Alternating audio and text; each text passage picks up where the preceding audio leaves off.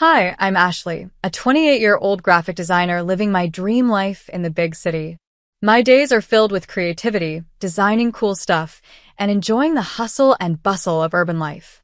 But every few weeks, I pack my bags and make the trip back to my small hometown to spend some quality time with my family. My family is the best, or at least most of them are. There's mom and dad, who always seem to have the perfect advice for everything. My big brother, James, who's a bit overprotective but always has my back. Then there's my little sister, Lauren, a bubbly 17-year-old who looks up to me and always wants to hear my stories about city life. And, of course, there's Aunt Cheryl. Now, Aunt Cheryl is a whole story on her own. Ashley, honey, your aunt's just particular, Mom would say whenever I mentioned Cheryl's behavior. Mom always tried to make it seem like Aunt Cheryl was just a little quirky. But deep down, I knew the truth. Aunt Cheryl didn't like me. I don't know why, but it was clear she'd had it out for me from the day I was born. The backhanded compliments and judgmental looks were her specialty. Like the time I landed my dream job at a cutting-edge design startup. I was so excited, practically bursting to tell everyone at dinner. But her response? Oh, how nice for you, Ashley. It's good to know they're giving opportunities to all kinds of people these days. The words were polite, but the tone was dripping with sarcasm. Classic Aunt Cheryl. Still, I tried not to let it get to me. Family is family, right? You take the good with the bad. Things took an interesting turn a few months ago when my parents decided to get a dog. I was thrilled. I've always loved animals, and I'd been dreaming of them getting a pet for years. They brought home a gorgeous pit bull puppy named Jack. Dad couldn't stop talking about how smart and energetic Jack was, and I fell in love the moment I saw him. But things didn't go the way I imagined. From the very first time Jack met me, something felt off. At first, he seemed wary, standing back and watching me with cautious eyes. Then it got worse. Every time I visited, he would growl or snap at me. I tried to brush it off, thinking it was just a phase or some kind of puppy behavior. Maybe he's just protective of his new home, I told myself. But Jack's behavior became harder to ignore. One afternoon, I reached out to pet him, hoping to show I meant no harm. To my shock, he lunged at me, baring his sharp teeth. My boyfriend, Brian, had to step in and pull me back. Babe, this isn't normal, Brian said, his voice full of concern. Dogs don't act like that without a reason. I tried to shrug it off, but deep down, I was shaken. Jack's behavior toward me was starting to freak me out. Why would he act like this when he was perfectly fine with everyone else? The tension finally boiled over during my last visit home. We were having a family dinner, and I was helping Mom in the kitchen, chopping vegetables and chatting about my latest project. From the living room, I heard raised voices. Cheryl, this has to stop. Dad's voice was louder and angrier than I'd ever heard before. I don't know what you're talking about. Aunt Cheryl snapped back, her tone defensive but unconvincing. I froze, knife in hand, straining to hear what was going on. Mom shot me a worried glance, but said nothing. Curiosity got the best of me, and I quietly stepped closer to the kitchen door, trying to catch the conversation. You've been sneaking around, doing God knows what, and now look what's happening. Dad's voice was full of frustration. What are you accusing me of?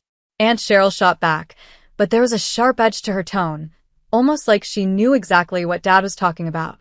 Jack's behavior isn't normal, Dad continued.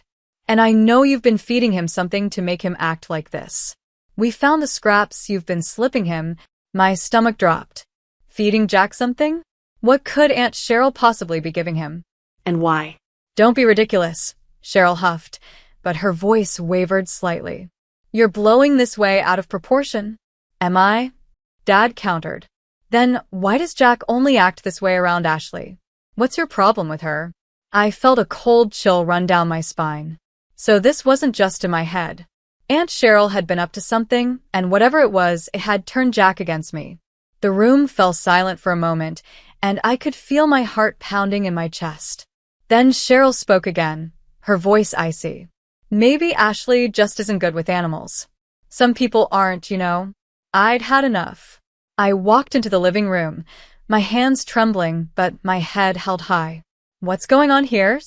I asked, my voice steady despite the chaos I felt inside. Aunt Cheryl looked at me, her expression unreadable. Oh, nothing, dear.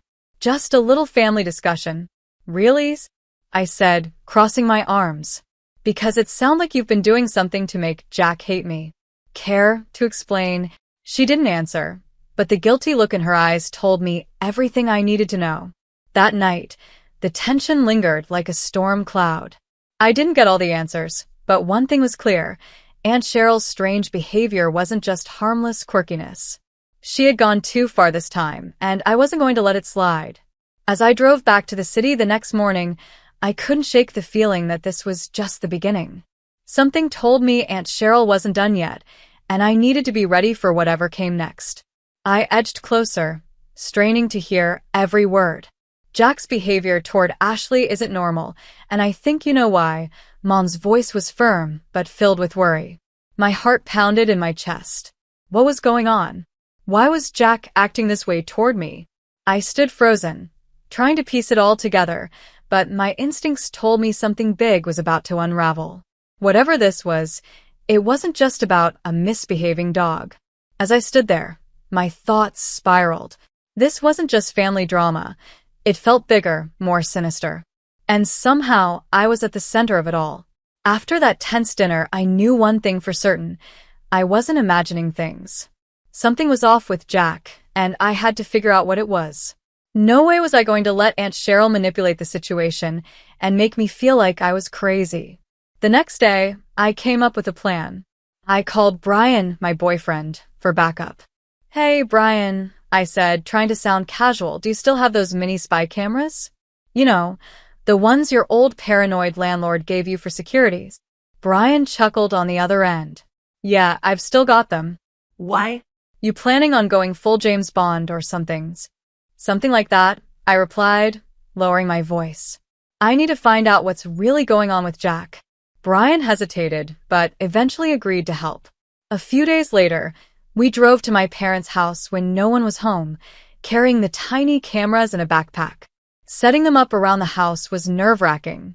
My heart raced with every click of the camera as we adjusted their positions. If we get caught, I'm blaming you, Brian whispered, glancing nervously toward the windows. Relax, I said, trying to sound confident even though my palms were sweaty. This is for a good cause. Over the next week, I was constantly on edge, waiting to catch something on the cameras. Every time my phone buzzed with an alert, I felt a mix of fear and anticipation. Then one evening, I finally hit the jackpot. I nearly dropped my phone when I saw the footage. There was Aunt Cheryl, sneaking into my parents' house when no one else was home. She was holding one of my old sweaters, something I had left behind months ago, and using it to train Jack. Get her, Jack.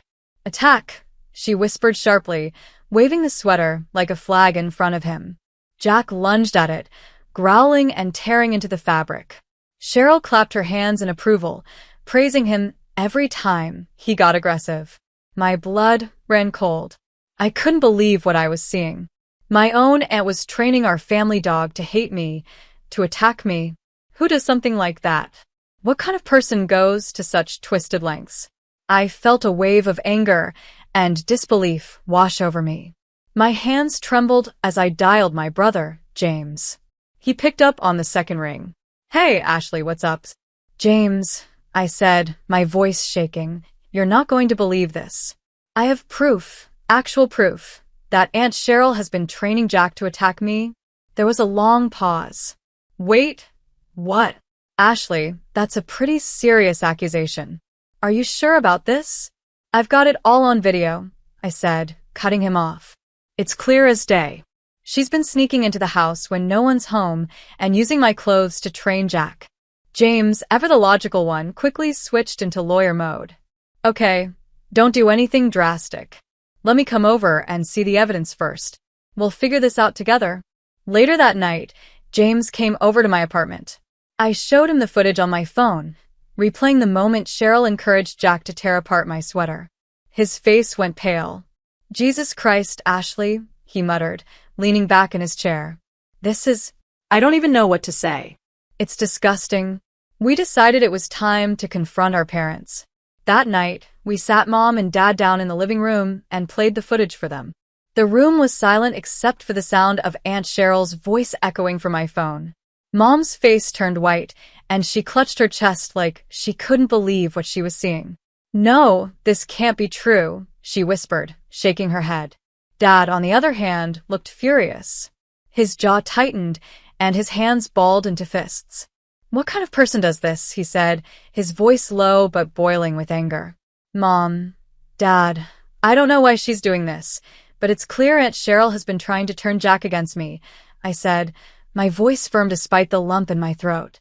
Mom kept repeating, "This isn't possible. Cheryl wouldn't do something like this," but even she couldn't deny the evidence in front of her. We all knew what had to happen next. Aunt Cheryl needed to be confronted. This wasn't just about a dog anymore. This was about trust, betrayal, and family. And I wasn't going to back down until the truth came out. I couldn't believe what I was seeing. Dad sat there stunned, replaying the video over and over as if watching it on loop would somehow make it less real. The room was heavy with silence until Dad finally spoke, his voice low and steady. "We need to confront Cheryl." And so, that's exactly what we did. The next family dinner felt like walking into a battlefield. The tension in the air was so thick it was almost suffocating. Everyone was there: Mom, Dad, James, Lauren, a few cousins, and of course, Aunt Cheryl. I could feel her eyes on me the moment I walked in, but I didn't flinch. "How could you do this, Cheryl?" Mom's voice cracked, and tears welled up in her eyes as she held the phone with the incriminating video. Cheryl, true to form, denied everything. She leaned back in her chair, her face tight with feigned innocence. "This is ridiculous," she said, waving a hand dismissively. "That video is obviously fake. Ashley's always been jealous of me. She probably doctored it herself." Her voice shook slightly, betraying her nerves. Jealous? Of her? The sheer audacity of her claim made me laugh out loud, though it was more out of disbelief than humor. "Me? Jealous of you? That's a good one, Cheryl," I said, crossing my arms. Things escalated quickly. Lauren, my little sister, looked like she was about to cry. She hesitated, then said softly, "Maybe it's just a misunderstanding?" Her voice trailed off as she looked around, searching for someone to agree with her. James wasn't having any of it. He stood up, his face a mix of anger and disgust. "This is no misunderstanding, Lauren. The proof is right there," he said, pointing at the phone. "It's clear as day what's going on." The family was suddenly split down the middle. Mom, Dad, and James were firmly on my side, furious with Cheryl. Lauren and a couple of our cousins, however, seemed to buy into Cheryl's innocent act, nodding along as she spun her web of lies. As for me, I was a wreck. Seeing my family like this, torn apart and at odds with each other, was killing me. The weight of it all started to take a toll. I couldn't sleep. Every time I closed my eyes, I was haunted by nightmares. Brian noticed the change in me and tried to help. "Babe," he said gently one evening, "you should talk to someone about this. It's a lot to deal with." But I couldn't, not yet. Not until I was sure Aunt Cheryl wouldn't be able to hurt anyone else in our family. Little did I know, things were about to spiral even further out of control. Cheryl might have thought she'd won this round, but I wasn't about to let her get away with it. No way. I called Brian and James for a strategy session the next day. Sitting in Brian's living room, we brainstormed for hours. "We need to catch her in the act," I said, pacing back and forth. "This time, everyone has to see it for themselves. No more denying, no more excuses. What if we set up a fake family gathering?" Brian suggested, tapping his chin thoughtfully. James nodded. "That could work. We'll make it look like a regular dinner, but we'll bring in someone who can professionally observe Jack's behavior without Cheryl knowing." It was a solid plan, and we wasted no time putting it into action. James reached out to a top-rated animal behaviorist, Dr. Frank, who agreed to help. Meanwhile, I realized we'd need extra surveillance that Cheryl wouldn't suspect. That's when I thought of our tech-savvy cousin, Scott. I gave him a call. "Hey, Scott, how'd you like to play spy for a day?" "Hell yeah," he replied, immediately intrigued. "What's the mission?" I filled him in on the details, and he was all in. Within a day, Scott hooked us up with some seriously stealthy surveillance gear, promising it would capture everything without raising any alarms. The day of the gathering arrived, and my nerves were in overdrive. Everyone filed into the house, chatting and laughing as if it were just another family dinner. Aunt Cheryl showed up last, her sharp eyes scanning the room. She greeted everyone with a forced smile, but when her gaze landed on me, it was anything but friendly. "Well, isn't this a lovely surprise?" she said, her tone sweet but her smile not reaching her eyes. Dr. Frank, posing as Brian's coworker, blended into the group seamlessly. He mingled with the family while quietly observing Jack from the sidelines. Everything was set up perfectly. The plan was simple. We had arranged a series of scenarios to trigger Jack's aggression toward me, hoping to catch Cheryl's interference in real time.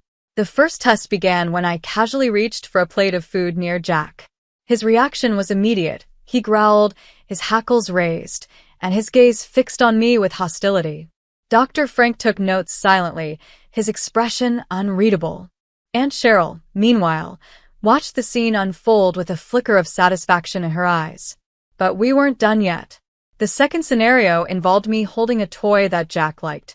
The moment I picked it up, he lunged at me, barking ferociously. Cheryl's face betrayed her excitement for a brief moment before she caught herself and looked away. By the third test, it was clear something was wrong. Dr. Frank stepped forward, addressing the family in a calm but serious tone. "This isn't normal behavior for a dog. Jack has been conditioned to associate Ashley with aggression. I'm almost certain this was deliberate." Aunt Cheryl's face turned pale. "That's absurd," she snapped, her voice shaking. "You don't know what you're talking about." But the evidence was piling up, and Cheryl knew it. The family was finally starting to see the truth, and I could feel the tide turning in my favor. This battle wasn't over yet, but for the first time, I felt like I had the upper hand. I accidentally bumped into Aunt Cheryl, spilling her drink. "Oh my gosh, I'm so clumsy. Let me help you clean that up," I said quickly. As I bent down to pick up a napkin, Jack started growling fiercely. Dr. Frank raised an eyebrow and scribbled something in his notebook. The tension in the room was growing. A little later, I offered to help Mom in the kitchen. As I passed by Jack, he lunged at me, barking loudly and baring his teeth. "Whoa!" Brian shouted, pulling me back just in time. That was way too close. From across the room, I caught Aunt Cheryl smirking. She didn't even try to hide it. Dr. Frank quietly pulled James aside. "This behavior is extremely unusual," he said. "It's clear the dog has been trained to target your sister specifically. We were building our case, but we needed solid proof, the final piece of the puzzle. It was time for the last act." "I'm heading upstairs to grab something from my old room," I announced, making sure Cheryl could hear. Just as I expected, she quickly made up an excuse to follow me. In my room, I pretended to search through the closet. That's when I heard it. Jack, attack. I spun around and saw Jack charging at me, teeth bared, while Aunt Cheryl stood there, pointing and yelling commands. My heart stopped for a second. But before Jack could reach me, Brian burst into the room and tackled the dog. "What the hell, Cheryl?" Brian shouted angrily, holding Jack back. Cheryl froze, her face pale as she realized she'd been caught red-handed. "I didn't mean it, she stammered, but her excuses were useless. James appeared in the doorway, holding up his phone. "It's over, Cheryl. We've got everything on video." We all headed downstairs, where the rest of the family was gathered around Scott's laptop. They were watching the live footage in stunned silence. Mom was sobbing, her face buried in her hands. "How could you, Cheryl? She's your niece." Dad looked like he was about to explode with anger. "Get out of my house." Now. Cheryl tried to defend herself, her voice trembling. "It's not what it looks like. Ashley's turned you all against me." But no one believed her anymore. The evidence was clear. Everyone watched in horror as the video revealed months of Aunt Cheryl's cruel actions, training Jack to attack me and manipulating the situation to make me look bad. As Cheryl was escorted out of the house, Dr. Frank walked up to me. "I've documented everything," he said. "If you want to press charges, you have a strong case." I looked around the room. My family was shattered. Jack was cowering in a corner, confused and scared. And Cheryl's figure grew smaller as she walked away. "No," I said finally, my voice firm. "I think Karma will handle this one." Little did I know I was right. After Cheryl left, the house was eerily quiet. Everyone was trying to process what had just happened. Dad was the first to speak, breaking the silence. "I can't believe she'd stooped this low. Ashley, honey, I'm so sorry we didn't believe you sooner." I shrugged, still feeling numb. "It's okay, Dad. At least now, everyone knows the truth." Mom was pacing back and forth, wringing her hands. "Should we call the police? This has to be illegal, right?" James, always calm and logical, stepped in. "Let's take a moment to breathe. Ashley, it's your call. Do you want to press charges?" I looked around at my family. Jack was still cowering in the corner, and I let out a deep sigh. "No, I don't think I want to press charges. I just want this nightmare to be over." Just as I said that, we heard a loud noise outside. Curious, we all rushed to the window.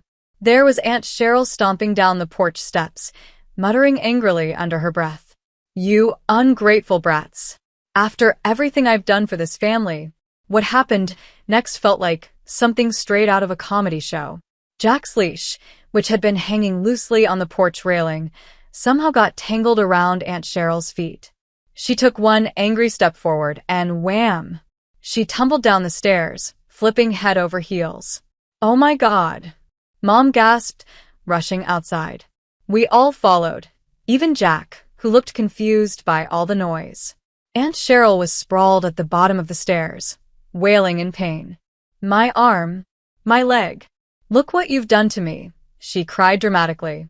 Dad knelt beside her, trying to stay calm. "Don't move, Cheryl. We're calling an ambulance." As we waited for the paramedics to arrive, Aunt Cheryl finally broke down. Tears streamed down her face as she sobbed uncontrollably.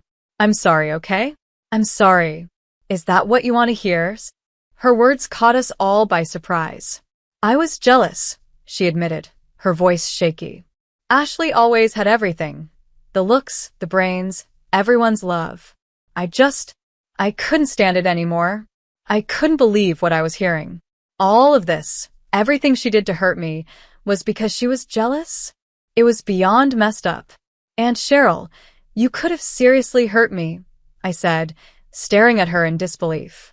"I know," she whispered, avoiding my eyes as tears streamed down her face. I don't know what I was thinking.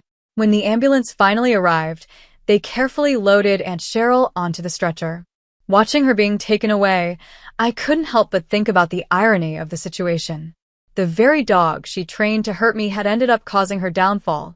After Aunt Cheryl was whisked away to the hospital, we all gathered in the living room. The house felt heavy with emotion. "What now?" Lauren asked, her voice small and uncertain.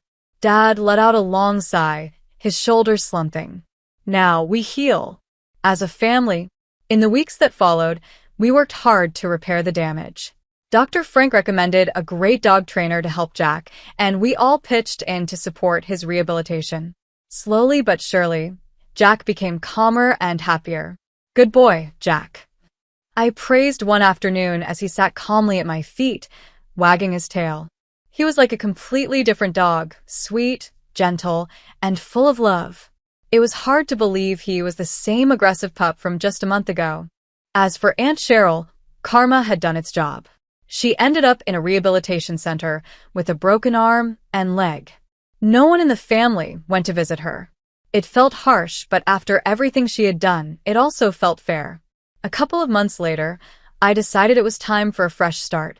I planned a big backyard barbecue and invited everyone over. It was a chance to put the past behind us and focus on happier times. As I flipped burgers on the grill, I looked around at my family. Mom and Dad were laughing and chatting with James and his new girlfriend. Lauren was in the yard, playing fetch with Jack, who had turned into the sweetest dog anyone could imagine. Brian walked up behind me and wrapped his arms around my waist. "How are you feeling, babe?" he asked softly. I smiled, leaning into him. "I feel good," I said honestly. "Better than I have in a long time. And for the first time in months, I truly meant it." I leaned back into Brian and smiled. You know what? I feel good. Really good. And I meant it.